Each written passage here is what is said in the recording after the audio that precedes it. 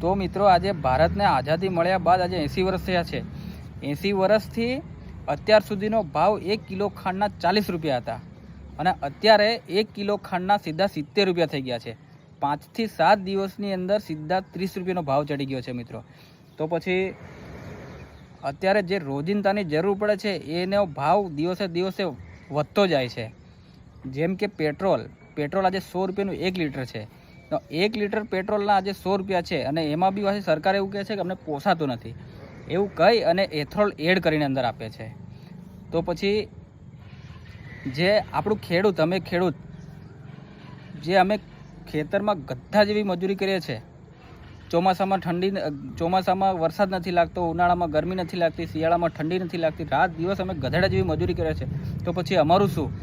અત્યારે 20 કિલો અમે અનાજ લઈને જઈએ છીએ, 20 કિલો મકાઈ લઈને જઈએ છીએ ત્યારે અમને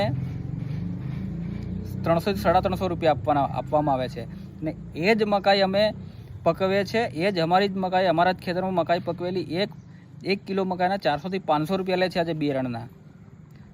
તો પછી અમારું શું?